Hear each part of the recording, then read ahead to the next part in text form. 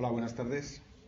Bienvenidos otra vez a esta otra jornada más de las que celebramos en Calatayud con motivo del 150 aniversario del ferrocarril en la ciudad. Y hoy pues tengo el placer y el honor de presentar a Luis Lezaun, amigo reciente, aunque nos conocemos por su obra y también en parte por la mía desde hace mucho tiempo. No habíamos coincidido personalmente hasta hace relativamente pocos meses. Y desde entonces pues hemos empezado una más fructífera relación de la que espero que hoy tengáis una buena muestra. Luis, como ya hemos dicho de otros ponentes que han venido, es mucho más allá de su currículum, que es brillante. Es una persona amiga y un colega también en el mejor sentido de la palabra. Una persona que siente la vocación ferroviaria, aunque no trabaje exactamente en el ferrocarril, sí de manera relacionada, pero no es un ferroviario, pero compartimos esa vocación por el ferrocarril. Él es doctor ingeniero industrial por la Universidad de Zaragoza, ha trabajado también en la UNED, en el centro de Teruel, como Carlos Sanz Aguilera, el ponente de la semana pasada, y actualmente es catedrático del Departamento de Ingeniería Mecánica de la Universidad de Zaragoza y, entre otros títulos, pues es miembro de la Comisión de Movilidad, Logística y Transporte del Colegio de Ingenieros Industriales y fue socio fundador de la Asociación Zaragozana de Amigos del Ferrocarril y Tranvías. Él es autor de un excelente libro cuyo tamaño más bien engaña, porque es un libro pequeñito, pero verdaderamente valioso. Son los 150 años del ferrocarril en Zaragoza, parte del cual es de lo que nos va a hablar hoy. Es un libro realmente excelente y una referencia para todos los que nos interesa el ferrocarril en general y el ferrocarril en Aragón en particular. Como digo, más allá de su currículum, es amigo y persona que tenemos el honor de tener aquí por lo que nos va a aportar con lo que sabe, tanto en Zaragoza, como digo, como Calatayud. Bien, pues yo no tengo nada más que decir ahora. Gracias por venir, un placer y un honor, como decía, y hasta la próxima. Gracias. Bueno, en primer lugar, gracias por haberme invitado a la UNED, el agradecimiento a la persona de Julio Fuentes y a Alfonso y a Javier de Diego también por haber colaborado. Vamos a comenzar. Desde 1998 es habitual tener noticias de diversas conmemoraciones relacionadas con el 150 aniversario de la llegada del ferrocarril a distintos lugares de nuestra geografía. Así, el 16 de septiembre de 2011 ocurrió esto con la ciudad de Zaragoza, pues en esa fecha de 1861 quedó unida por ferrocarril con Barcelona.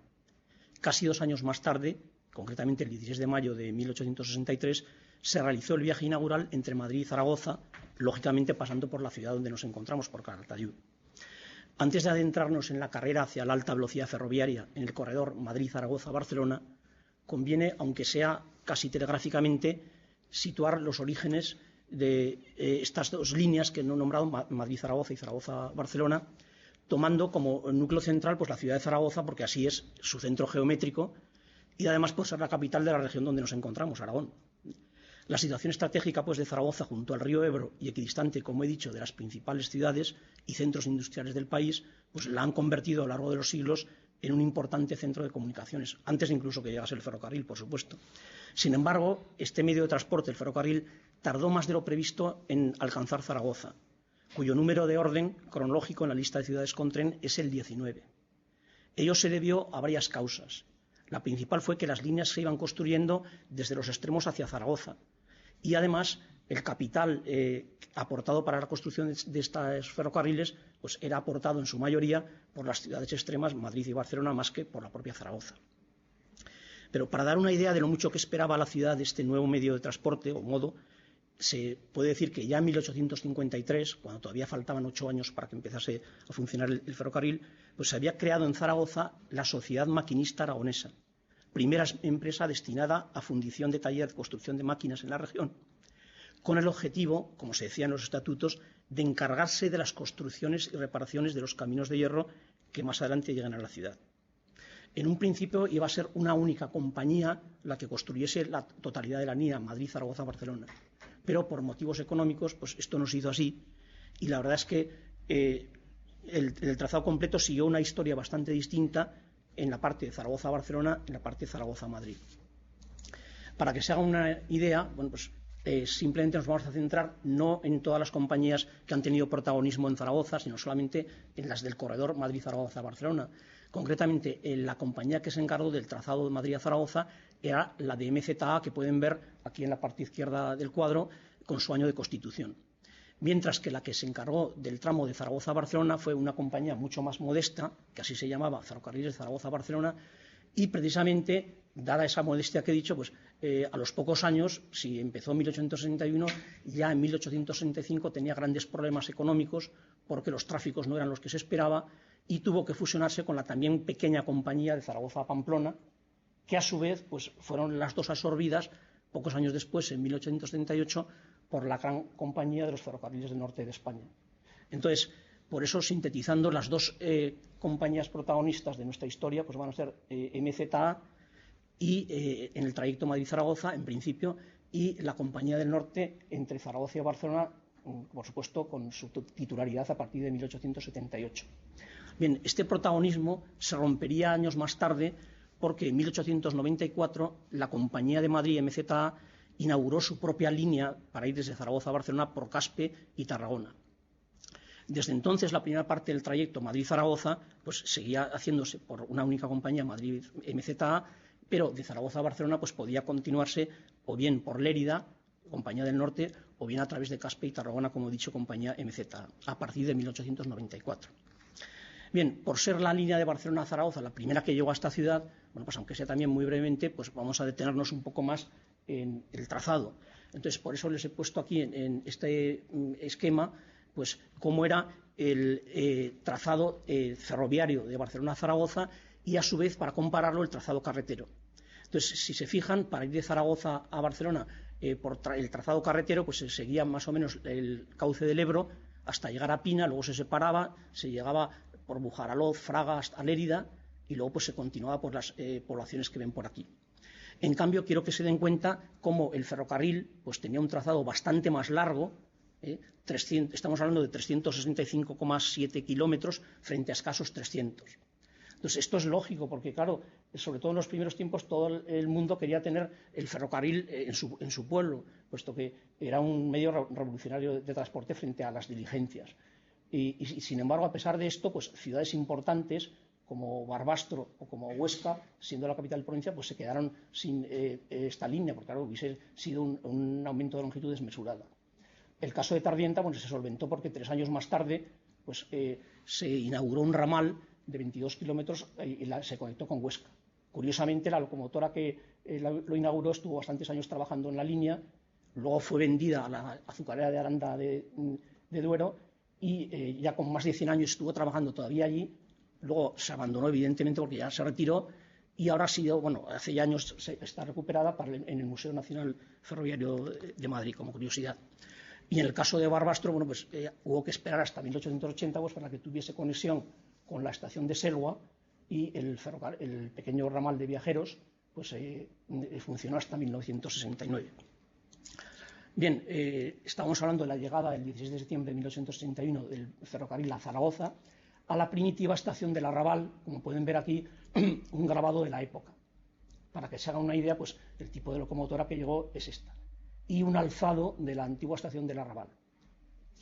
Bien, damos por fijarnos también en cómo eran las obras que se hacían entonces, bueno, pues les presento simplemente el detalle del viaducto de Busadel, que está cerca ya de Barcelona, en la línea Barcelona-Zaragoza, y quiero que se den cuenta, por supuesto, aparte de la gran magnitud de lo que es este puente de fábrica, y que, claro, para construirlo pues se necesitaban en toda la línea, no en el periodo, hasta 14.000 trabajadores, no había los medios de ahora, pero quiero que se fijen también en estos vagones de mercancías cerrados, como en algunos de ellos aparecen unas garitas, y esto era como supongo que sabrán, si además son ferroviarios, pues para que el guardafrenos, con una orden de los pitidos de la locomotora, pues apretasen o aflojasen los frenos. Entonces, claro, esto era un trabajo muy precario pues, y en muy malas condiciones, puesto que tenían que pasar unas inclemencias tremendas del tiempo.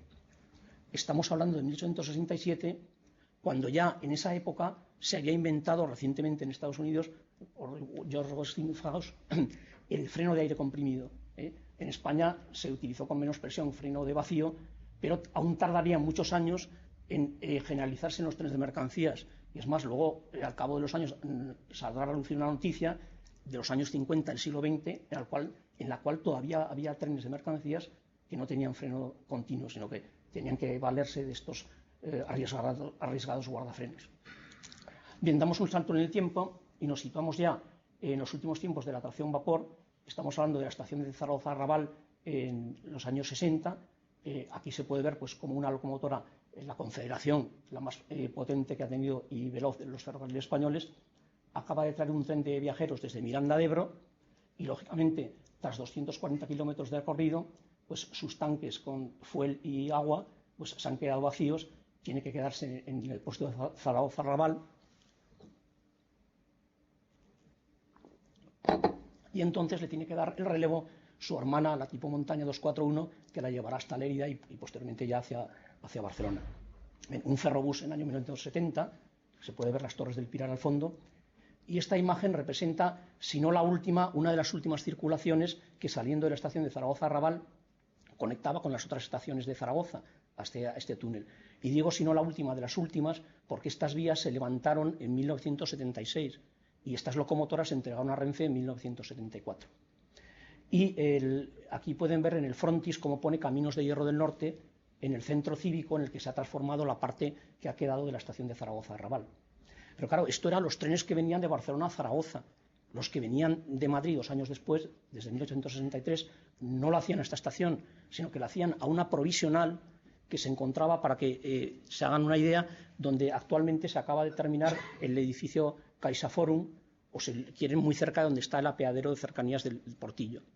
Entonces, lógicamente, para conectar los trenes que venían de Barcelona a Zaragoza con los de Madrid a Zaragoza, pues hubo que construir unos pocos años después un puente metálico, del cual, bueno, pues estaríamos hablando pues, la charla entera, pero simplemente voy a resumir también gráficamente. Este puente metálico, para que se haga una idea, pues esta parte estaría en la Plaza de Europa, en Zaragoza, y aquí estaríamos viendo una locomotora que hay en un pedestal justo en el edificio de la Confederación Regional de Empresarios de Aragón. Estoy hablando de la situación del puente carretero de la Almozara, pero que fíjense que en esa fecha larga, entre 1830 y 1949, tenía este aspecto.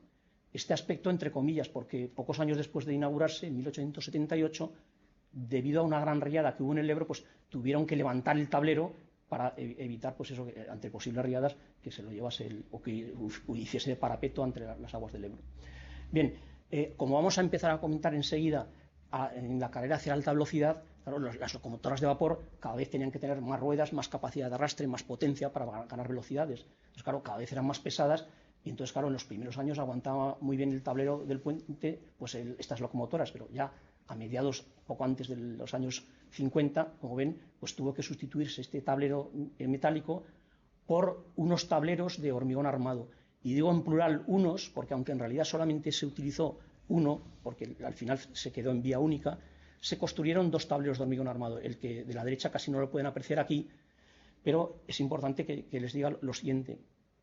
Cuando este puente se quedó ya sin servicio a partir de 1976, como he dicho, pues claro, estuvo abandonado unos años y el tablero por donde pasaban los trenes, se derribó y básicamente cuando se decidió aprovechar este puente, el tablero central que se utilizaba para conducciones de agua fundamentalmente, se ha conservado, lo pueden ver si pasan por debajo del puente de Almozara, y lo que se hizo básicamente fue añadir unas ménsulas de hormigón armado a ambos lados del tablero central y encima ya pues los 2 carriles, bueno, los varios carriles que hay a un lado y otro para carretera, el puente de la Almozara. Bien, en resumen, el puente histórico metálico de alguna manera está todavía presente en Zaragoza. Bien, y la última imagen que les presento antes de empezar con la carrera alta hacia la alta velocidad, pues es de la estación de Campo Sepulcro, no de la provisional que hemos dicho a la que llegaban los trenes de Madrid inicialmente, sino la ya definitiva que se construyó a finales del siglo XIX, 1895, cuando ya la compañía MZA disponía de la línea propia para ir de Zaragoza a Barcelona por Caspe y Tarragona. Bien, entonces, como resumen, podemos decir que a partir de 1863 se podría ir de Madrid a Barcelona ya totalmente con ferrocarril. Actualmente este trayecto, pero claro, en esa fecha de 1863 se empleaban más de 24 horas de tren, o sea, más de un día completo. Actualmente este trayecto se puede realizar en menos de 3 horas con los trenes de alta velocidad. Las personas que ahora tienen 21 años o menos, lógicamente, consideran normales las grandes velocidades actuales porque son de la generación de la alta velocidad ferroviaria, que efectivamente ya lleva esos 21 años funcionando en nuestro país. Sin embargo, para poder llegar a esa gran rapidez han tenido que sucederse muchos avances tecnológicos. De todos ellos se destacarán, y además someramente sin entrar en tecnicismos, los relativos al material motor y remolcado, dejando lo referente a la superestructura de la vía. Tampoco, y también por motivos de tiempo, entraremos en los avances técnicos para pasar de los 160 km por hora hasta la alta velocidad. Nos detendremos, pues, en la llegada parcial de la alta velocidad a Zaragoza, que ocurrió en 2003. Nuestra carrera, pues, hacia la alta velocidad comienza, como he dicho, en 1863, cuando ya podía hacerse el recorrido completo ferroviario entre Madrid, Zaragoza y Barcelona. Esas 24 horas largas que he dicho incluían el traslado en ómnibus, en una especie de diligencia de tracción animal, entre la estación provisional de Campo Sepulcro y la de Arrabal, puesto que el puente que hemos dicho no estaba construido hasta 1870, y estoy diciendo 1873. Evidentemente, a partir de 1870 ya no era necesario el traslado en diligencia desde una estación a otra. Pero aún así, pues el trayecto tampoco bajó mucho de las 24 horas. Tenemos que situarnos en 1881, cuando ya hubo un expreso, un tren nocturno, que unía Madrid, Zaragoza y Barcelona en aproximadamente 20 horas. Pero, ¿cómo era este tren expreso de 1881? Bueno, pues para que se haga una idea, la locomotora era de este tipo, de las denominadas Creusot Viajeros, por ser la fábrica, la construyó una fábrica evidentemente extranjera, no había en España fábricas de locomotoras por ahora, y de disposición de ejes 1, 2 ceros. La mayoría de ustedes sabrán lo que significa eso, pero lo resumo brevemente, por si acaso alguien no lo sabe. El 1 hace referencia al número de ejes que hay delante de los motrices. Los motrices son los ejes que llevan esas bielas de acoplamiento. El 2, lógicamente, los 2 ejes motrices que he dicho, y detrás el 0, pues porque no hay ningún eje detrás de los motrices. Evidentemente, estos ejes que hay aquí pues son el del tender, que es el vagón inseparable de la locomotora, pues que lleva pues el carbón y el agua. Bien, ese primer grupo de ejes, el primero y el tercero, que aquí es inexistente, servían, además de, lógicamente, para repartir el peso de la locomotora, para que la locomotora se inscribiese mejor en las curvas. Entonces, en los primeros años, el primer y tercer grupo de ejes no eran muy necesarios porque las locomotoras eran relativamente cortas con respecto a lo que vamos a ver después. Bien, y el peso que gravita sobre los ejes motrices, los que llevan esas bielas de acoplamiento y la biela principal, pues el peso adherente, ese peso que gravita sobre las ruedas motrices es lo que se llama el peso adherente. Y cuanto mayor es el peso adherente, más capacidad de arrastre tiene la locomotora. Pero claro, ¿y qué cantidad de arrastre, de toneladas tenía que arrastrar esta locomotora? Bueno, pues los coches, los vagones para pasajeros, como saben, en el argot ferroviario se llaman coches, pues eran más o menos de este tipo. Entonces, dense cuenta que más bien parecen diligencias adaptadas al ferrocarril. Entonces, cada uno de estos coches venía a tener un peso de unas 8 toneladas. Si la composición llevaba 8 coches y 2 furgones de equipajes, pues en total podemos cifrar en unas 80 toneladas que tenía que arrastrar esta locomotora, incluyendo su propio peso. Pero como la velocidad no superaba los 50 km por hora, pues entonces la potencia de la locomotora era suficiente con los 420 caballos de vapor que tenía. También quiero que se den cuenta de este detalle, y es de la plataforma que hay a lo largo del coche y cómo pues, los revisores de la época pues, tenían que jugarse la vida abriendo las portezuelas en plena marcha para controlar los billetes. Bien, damos un salto en el tiempo y nos situamos ya a final del siglo, en 1896. Entonces, en esta época, pues fíjense que el tiempo ha bajado de 20 horas a 16 horas y 41 minutos para el trayecto completo Madrid-Zaragoza-Barcelona. ¿Qué ha ocurrido? Bueno, pues lo primero, la potencia de la locomotora ha aumentado en 200 caballos. Esa potencia de la locomotora no ha servido de mucho para aumentar la velocidad, porque también el peso de las composiciones ha aumentado. Ya no estamos arrastrando 80 toneladas, sino unas 100 más o menos. Pero la velocidad de las locomotoras ya también ha subido a 70 km por hora. Y además este tiempo se hacía entre Zaragoza y Barcelona por la línea no de Lérida, sino por la recién inaugurada de 1894 línea de Caspe. Entonces, claro, esta línea no es que tuviese un perfil mucho más favorable que la de Lérida, pero eran 16 kilómetros menos y además, claro, al estar recién inaugurada, se supone que la vía no estaría tan degradada como la línea de Lérida, que llevaba ya más de 30 años funcionando. Entonces, fíjense, hemos pasado de las 20 horas a 16 horas 41 minutos. Bien, damos un salto en el tiempo y nos situamos pues ya en el siglo XX, incluso más adelante, estamos hablando de alrededor de 1910. Entonces, claro, en países más avanzados tecnológicamente, en materia de ferrocarril sobre todo, que España, pues ya era habitual que circulasen vehículos para pasajeros, es decir, coches mucho más largos y mucho más pesados. Porque claro, las comodidades también habían aumentado. Había butacas individuales, en algunos había mesas para comer, coche-restaurante, camas para dormir. Entonces, claro, estamos hablando de las 8 toneladas anteriores a 32 toneladas. Entonces, estos vehículos, claro, ya eran mucho más largos, pero gracias a este armazón metálico que engloba normalmente a 2 ejes y que en la parte central tiene un pivote que puede girar en las curvas, me estoy refiriendo al clásico bogie o carretón ferroviario, pues estos coches, aunque tuviesen mucha longitud, se inscribían muy bien en las curvas. Pero claro, estamos hablando de mucho más peso. Entonces, si se quería aumentar la velocidad de los trenes y a la vez arrastrar mucha más carga, pues las locomotoras tenían que tener mucha más potencia y mucha más capacidad de arrastre. La capacidad de arrastre pues la podemos lograr aumentando las ruedas motrices, como he dicho. Entonces estamos hablando ya de disposición de ejes 2, 3, 0, luego tenemos 3 ejes motrices, más capacidad de arrastre. Y evidentemente la potencia, por primera vez en España, se empleaban ya locomotoras que superaban los 1000 caballos de vapor, concretamente 1080, la velocidad había aumentado a 75 km por hora, y además estas locomotoras eran de tipo Compum, que se llama, o de 4 cilindros. Concretamente estas llevaban este cilindro y el otro del otro lado exteriores, los de alta presión, que recibían el vapor del domo y luego, una vez que ese vapor había trabajado en los cilindros, en lugar de escaparse a la atmósfera, pues lo que hacía era pasar a los cilindros de baja presión.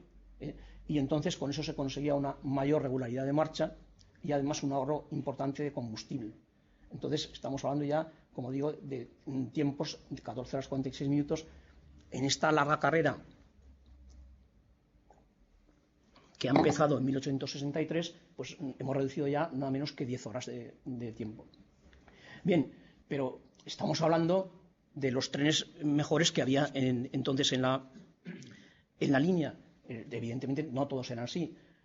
Antes de insistir en que no todos eran así, pues es este mismo tren el que estaba comentando, pero ahora lo ven estacionado en la estación de Reus.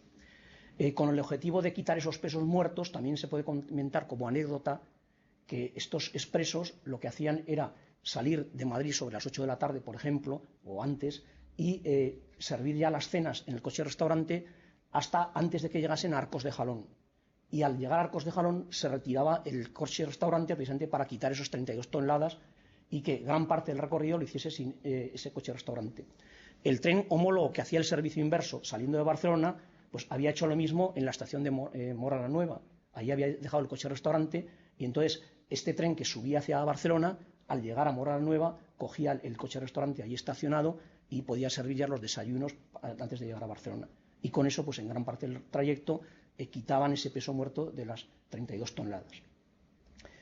Bien, pero como decía, pues no todos los trenes eran tan veloces como estos. Estaríamos hablando de los aves de ahora, del principio de siglo. Entonces, y para ver que no eran tan rápidos como esto, pues simplemente he extraído algunas noticias de Heraldo de Aragón de la época, en el que hace referencia pues lo que pasaba por entonces, y concretamente pues he procurado ceñirme pues a la zona de Calatayud. Concretamente, fíjense, el 31 de mayo de 1902 nos dice: en el exprés de anoche regresó de Madrid el digno alcalde de Calatayud, don Francisco Lafuente, tras asistir a los festejos dedicados a ello en la corte por la coronación. Se están refiriendo a la coronación de Alfonso XIII. El 11 de octubre de 1906, el revisor del correo de Madrid, don Nicomedes Almarza, iba realizando su servicio cuando, al pasar el tren por el puente del río Piedra, sufrió un desvanecimiento y, empujado violentamente por la portezuela al chocar con los tramos del puente, cayó al río y quedó muerto en el acto. Quiero destacar al hilo de esta triste noticia la precaria condiciones de trabajo pues de muchos empleados del ferrocarril, antes he nombrado los guardafrenos, en este caso los revisores de la época, que ponían en peligro sus vidas constantemente. O sea, evidentemente, claro, el tren que estamos hablando no era el rápido, el expreso de antes, sino era un tren correo, pero los revisores pues tenían que jugarse la vida abriendo en plena marcha pues las portezuelas. Bien, y el accidente ocurrió justo al paso por un puente metálico. Entonces, Aprovecho pues, para comentarles que en un tramo antes de Calatayud y después, concretamente entre los kilómetros 236, en un tramo de escasamente 60 kilómetros, entre los kilómetros 236 y 295, existen nada menos que 24 puentes metálicos. Fíjense, Calatayud está en el punto kilométrico 245, saliendo de Madrid a Atocha, pues existen, como digo, 24 puentes metálicos, existían entonces, que unidos a gran número de curvas de pequeño radio, pues impidían, estas curvas pues se ceñían sobre todo para seguir el cauce del río Jalón, pues, y esto impedía el desarrollo de mayores velocidades. En la imagen pues os muestro parte de esos 24 puentes. Como curiosidad, pues todos se pueden consultar en el archivo del Museo Ferroviario de Madrid. Bien, más noticias ferroviarias. Por ejemplo, en 1907, 26 de mayo, se dice: ha visitado en Madrid al ministro de Fomento, señor González Besada, la comisión bilbilitana que se encuentra en la Corte para gestionar la realización del proyecto de ferrocarril de Soria a Calatayud.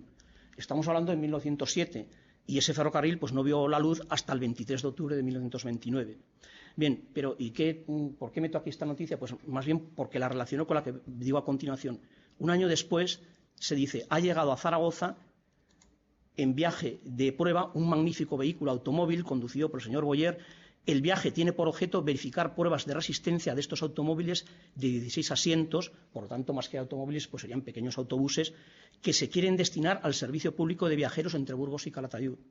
Es decir, hasta ahora el tren había sido el rey de los caminos, pues porque no había competencia de la carretera, pero aun en esta fecha en que en Zaragoza no había más de 15 coches matriculados, bueno, pues ya hay un empresario que, aun faltando más de 20 años para que se inaugurase el trayecto ferroviario entre Calatayud, Soria y Burgos, pues ya quiere probar unos autobuses que realmente iban a hacer la competencia al ferrocarril. Entonces, la competencia al ferrocarril estaba ya empezando por la carretera, pero claro, dentro de unos años pues todavía será mucho más feroz esa competencia, como veremos.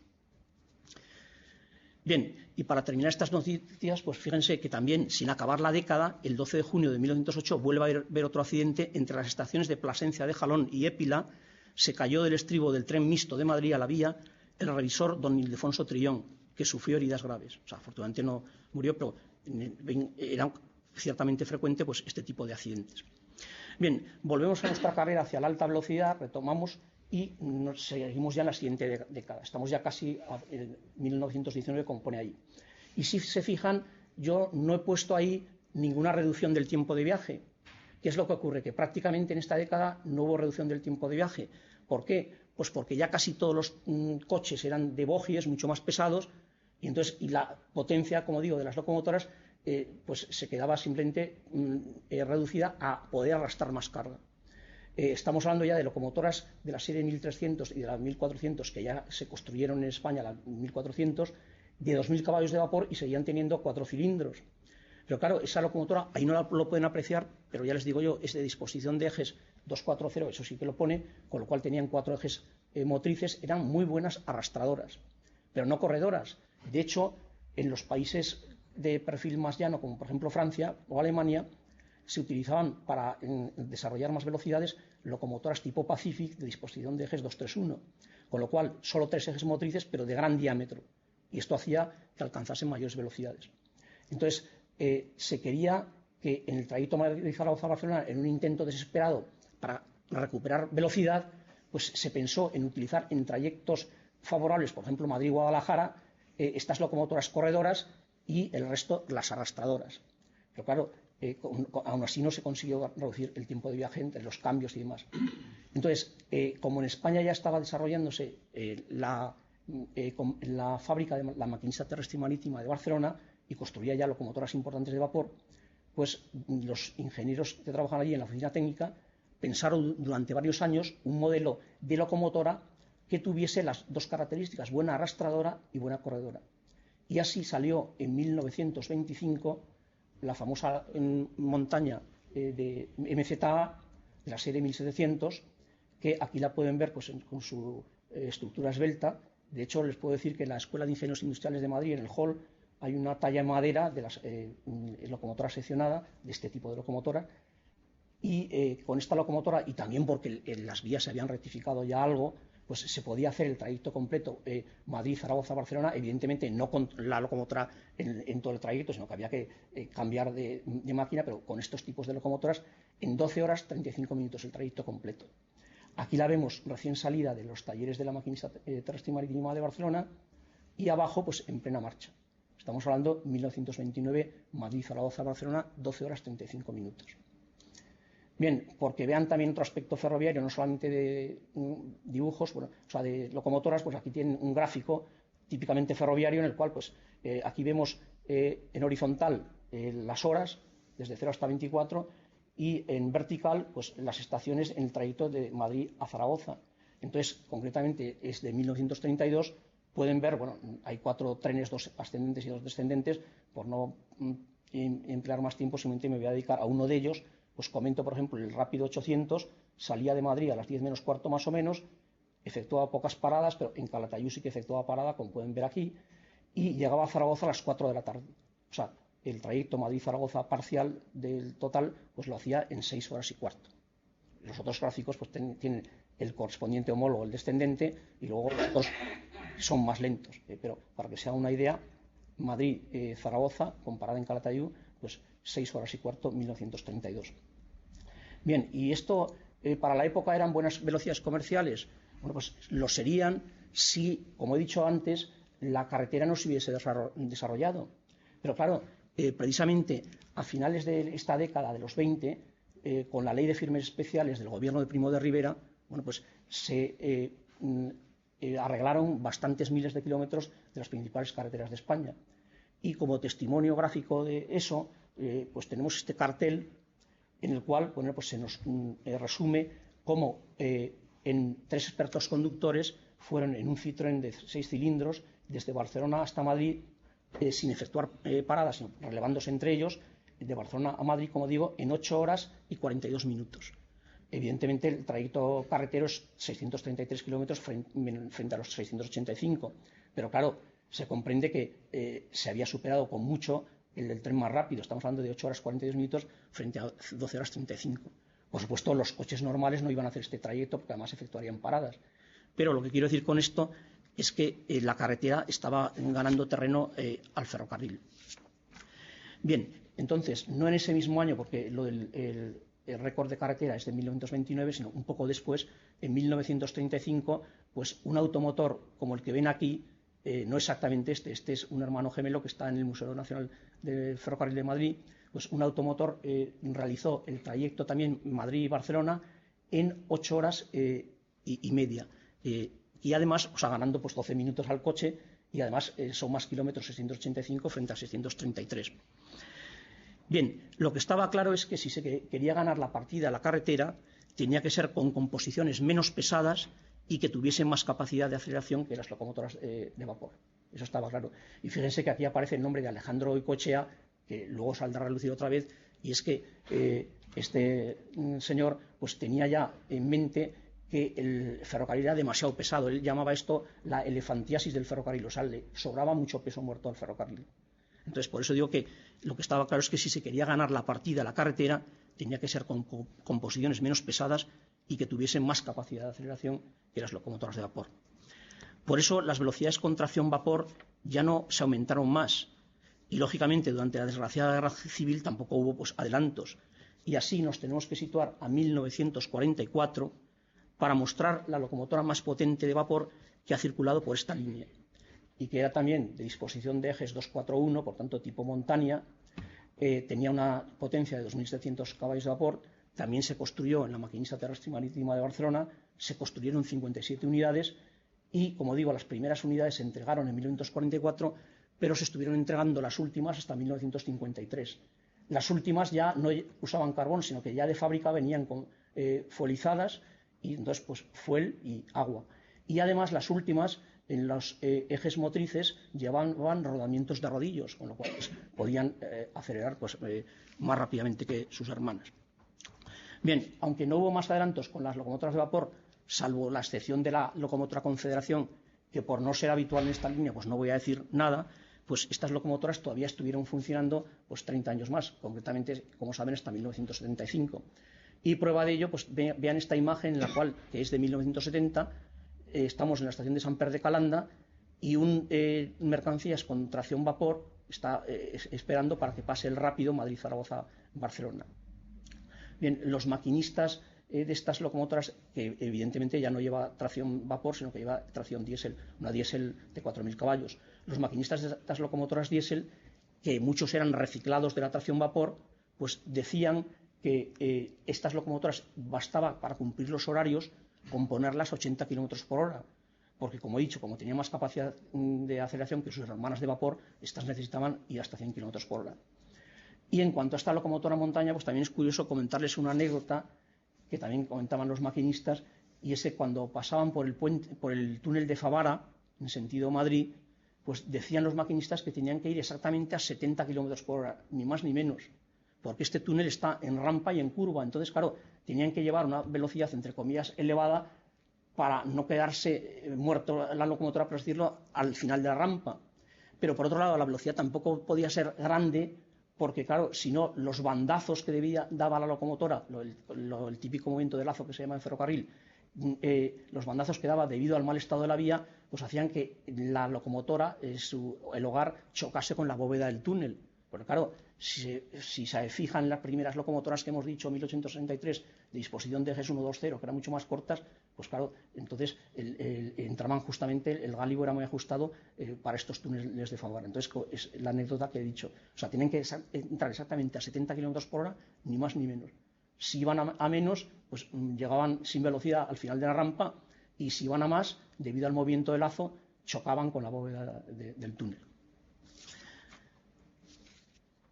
Bien, dejamos de un lado el final, pues, de la tracción vapor y nos retomamos nuestra carrera hacia la alta velocidad, pero ya con tracción térmica. Tenemos que retroceder a los años 40 y señalar que en esa década ya se consiguió, pero efectivamente sin continuidad, sino solo en pruebas, unir Zaragoza con Madrid en 4 horas.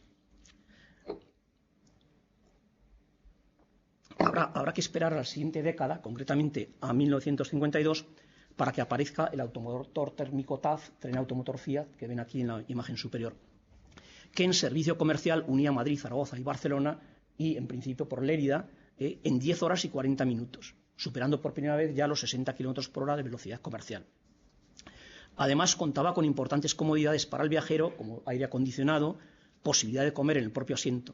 Salvando las distancias, pues también este tren TAF, cuando salió en esta línea, pues se podía comparar con el AVE actual. Es cierto que en esta fecha de 1952 que el talgo ya existía, pero claro, existía en la línea Madrid-Irún en 1952, no en la línea Madrid-Zaragoza, que no se inauguró con talgo hasta 1959. La imagen inferior que habrán visto correspondía al talgo 2 saliendo de la estación de Barcelona Término hacia Zaragoza, con la locomotora de 900 caballos fabricada en Estados Unidos, que en su frente ponía Virgen del Pilar. Pues bien, como digo, el talgo no llegó a esta línea Madrid-Zaragoza-Barcelona hasta 1959, aunque ya funcionaba en la línea Madrid-Irún. Y entonces, aunque también habría que dedicar una charla entera a hablar de la figura de Alejandro Goicoechea, pues simplemente también resumo telegráficamente las ideas principales de los primeros talgos. Aquí vemos la imagen del inventor Alejandro Goicoechea, recién salido de la Academia de Ingenieros de Guadalajara, con el número 1 de su promoción. Pues bien, el talgo 2, que he dicho que se había puesto en funcionamiento en 1959, hacía el recorrido completo Madrid-Zaragoza-Barcelona en 8 horas 55 minutos. Entonces, y sin embargo, la velocidad máxima era 120 km por hora, la misma que la del TAF. Entonces, ¿cómo se comprende que si los dos iban a la misma velocidad máxima, el TAF le costase 10 horas 40 y al talgo 8 horas 55 minutos? Bueno, pues aparte de que el talgo tenía menos paradas, pues evidentemente es que el talgo se inscribía mejor en las curvas y entonces podía pasar a más velocidad. Entonces, la idea importante de Goicoechea era, como he dicho antes, que el tren tenía mucho peso muerto. Entonces, como pueden ver aquí en la imagen, en esta imagen vemos en planta el típico carretón oboje que hemos nombrado ya desde comienzos del siglo XX, que es muy pesado y que de tal forma que cuando entra en una curva lo hace de manera exagerada, como se dibuja más abajo, de forma secante, es decir, tendería el eje, la rueda exterior de la curva a salirse en principio. Evidentemente no se sale, porque como las ruedas de ferrocarril tienen estas pestañas, pues el raíl exterior lo va guiando y de alguna manera pues le fuerza a tomar la curva. Bien, Entonces, la idea de Goicoechea era que las ruedas fuesen independientes una de la otra. Así como aquí las ruedas están unidas por un eje calado a presión y eso obliga a que giren a la misma velocidad angular, en la disposición de Goicoechea ya no se llaman bogies, sino rodales. Las ruedas pueden girar a distintas velocidades angulares. Pero lo más importante es que con esa estructura de triángulos, pues cada rodal guía al siguiente, de tal forma que las ruedas no entran secantes a las curvas, sino que en el primer talgo, en el talgo 2, entrarían pasada incluso la posición tangente. Es decir, si circulan en el sentido de los vértices, como se ve ahí, estarían entrando en una posición muy favorable en las curvas. Pero claro, si este tren llega al final del recorrido, cuando deslizase en sentido contrario, entonces también tendría a salirse lo mismo que este. Porque, repito, en el talgo 2 entraban las ruedas no tangentes, sino más que tangentes. Entonces, ese problema del talgo 2 se solventó con el talgo 3, en el cual ya pues, las ruedas entraban perfectamente tangentes a las curvas y entonces no había que cambiar el tren talgo al final del recorrido. Entonces, como resumen de lo que he dicho, 8 horas 55 minutos, Madrid, Zaragoza, Barcelona, con el talgo 2 en 1959. Bien, pero vamos a hacer también un pequeño resumen, insistiendo en que en esta época han pasado 50 años de esos comentarios que he hecho del Heraldo de Aragón, pero aunque hayan pasado 50 años, las vías en esta época seguían estando en muy mal estado. Y prueba de ello pues, son los comentarios que voy a hacer aquí, pues, correspondientes a esta década entre 1950 y 1960. Y también pues, los he sacado de la zona de Calatayud. Entonces, como ven ahí, pues resumo algunas noticias. Dice, 23 de agosto de 1951, entre Ricla y Morata de Jalón, descarrila la máquina del ómnibus de Calatayud. Queda interrumpido durante varias horas el tráfico ferroviario y se originan, evidentemente, los correspondientes retrasos. Bien, un año después, entre las estaciones de Morés y Morata de Jalón, descarrilaron ayer tarde varias unidades de un tren de mercancías. Bien, de Zaragoza salió al lugar del accidente pues, un tren con personal. Pasan unos meses, entre las estaciones de Paracuellos y Enví de la Ribera, descarrilaron ayer varios vagones de un tren de mercancías. Por tal motivo, el rápido de Madrid para Barcelona llegó a Zaragoza con unas horas de retraso. Afortunadamente, la noticia que sigue pues, es buena porque, en este caso, estamos hablando de la circulación, como he dicho antes, del TAF por primera vez. El día 19 de diciembre comienza a circular el tren TAF Madrid-Barcelona en 1952, con parada en Calatayud, que reúne todas las comunidades que he dicho. Bien, pasan unos meses, 6 de abril de 1953, ayer por la noche se produjo el descarrilamiento de 3 vagones de un tren de mercancías entre las estaciones de Ariza y Cetina. Grandes retrasos otra vez en los expresos de Madrid a Barcelona.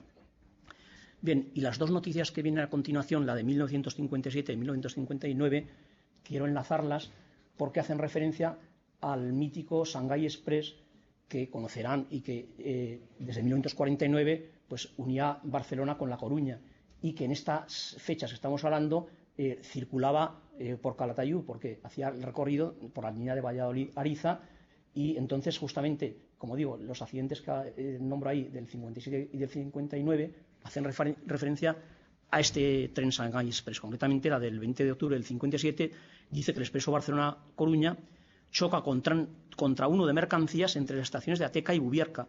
Resultó muerto el guardafrenos del tren de mercancías. Fíjense, han pasado 90 años desde esa imagen que les he puesto de un tren parado en el viaducto de Busadel con los guardafrenos. Bueno, pues todavía había en España funcionando trenes con guardafrenos, trenes de mercancías que no tenían freno continuo.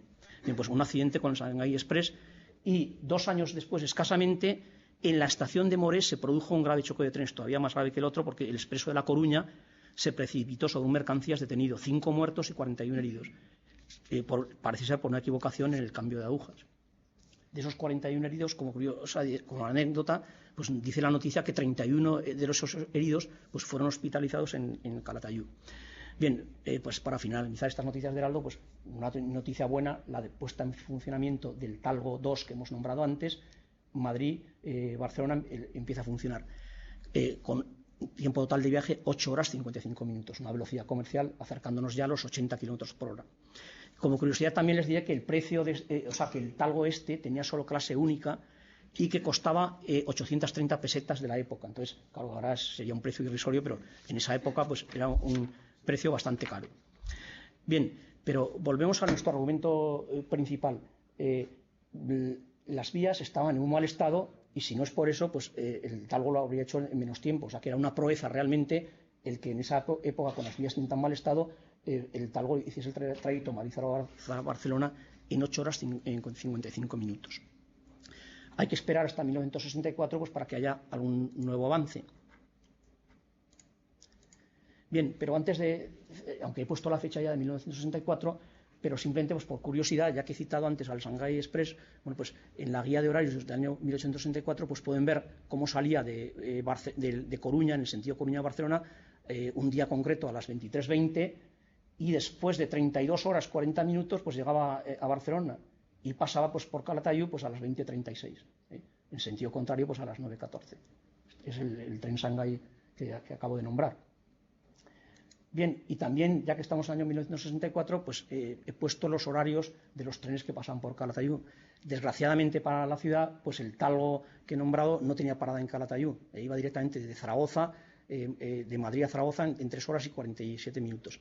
Y únicamente no paraba en Calatayud el Costa Brava, pero los demás trenes paraban todos. Entonces, curiosamente, pues se podía venir en un TAF desde Madrid en unas 3 horas y cuarto, se podía venir en un rápido, que curiosamente también, si se fijan en el horario de este rápido, empleaba el mismo tiempo que hacía 32 años. O sea, en la gráfica espacio-tiempo que les he puesto de 1932, eran las 6 horas y cuarto que figuran aquí. O sea, durante 32 años, el mismo tiempo para el rápido.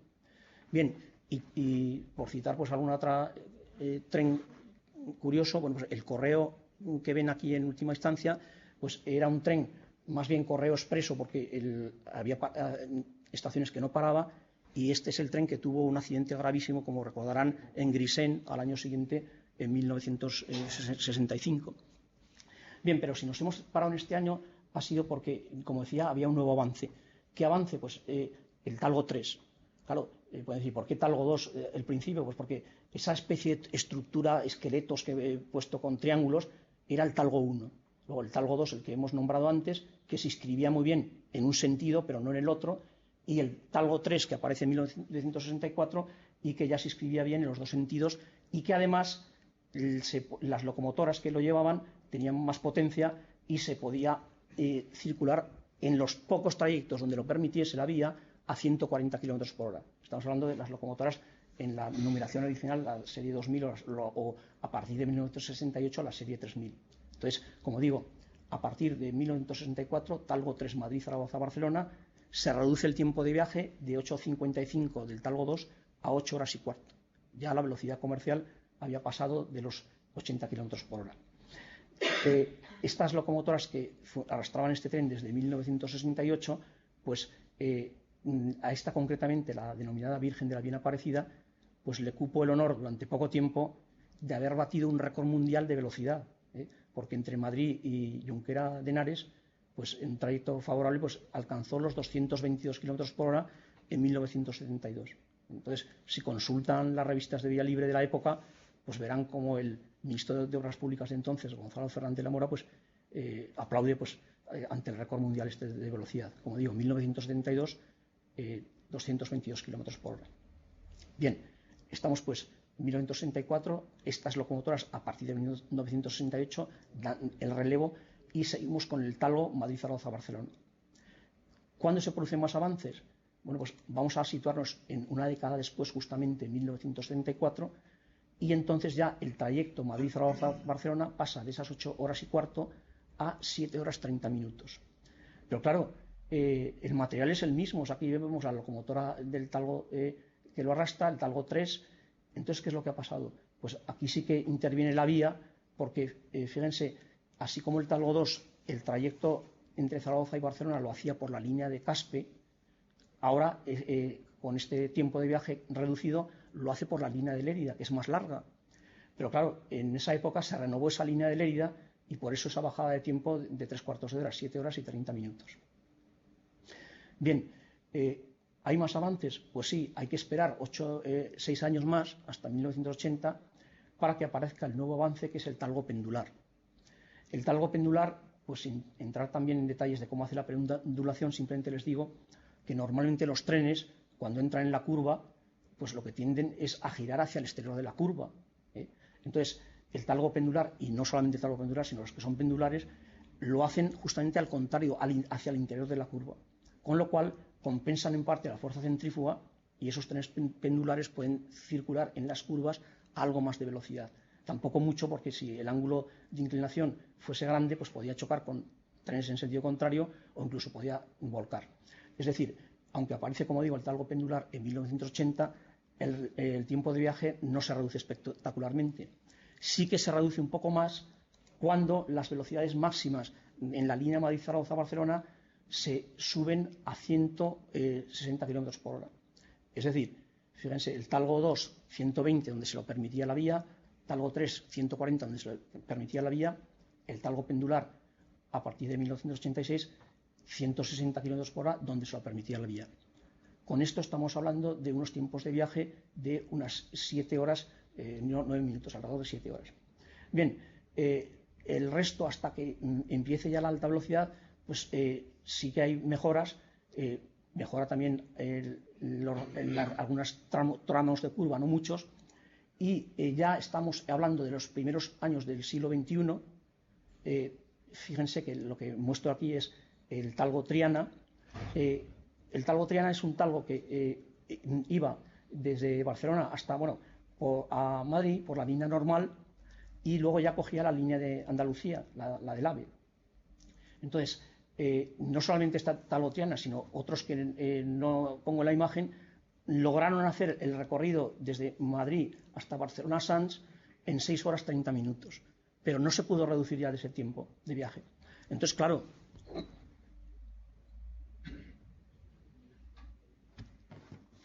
lo que les estoy mostrando aquí es un derroche de potencia, entre otras cosas, porque ahí lo que tenemos es una locomotora de gran potencia de 8.000 caballos que puede ir a 250 km por hora. Los coches ya son de la última generación de talgo en esa época, y sin embargo la velocidad máxima es 160. Claro, y 160 no en todo el trayecto, ni mucho menos, porque esa sucesión de puentes metálicos que he nombrado antes, evidentemente no quedaban los 24 en la zona de Calatayud, pero sí quedaban todavía puentes, como es, esta foto es reciente del talgo Triana, y sin embargo siguen quedando esos puentes. Entonces, y seguía habiendo curvas de poco radio. Entonces, claro, lo que quiero decir con esto es que no se podía bajar ya de esas 6 horas 30 minutos.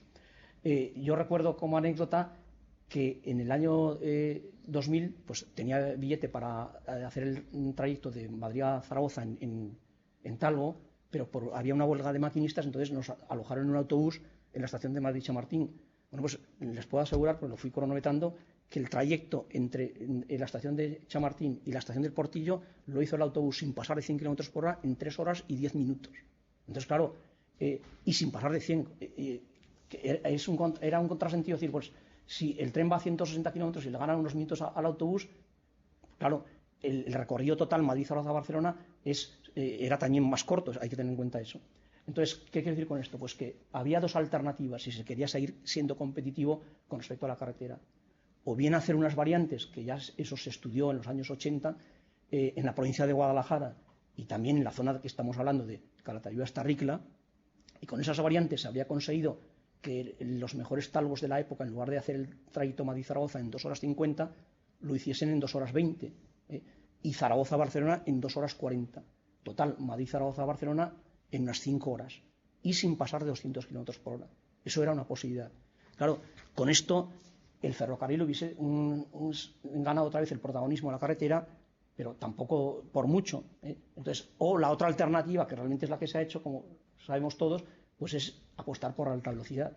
Y entonces, claro, esa alta velocidad que ya se estuvo gestando, hay libros de ferrocarriles de los años 80 que ya hablan de la línea futura Madrid-Zaragoza-Barcelona. Entonces, pero claro, se estuvo gestando durante tiempo, pero como bien saben todos ustedes, pues no se llegó a materializar hasta el febrero del 2008.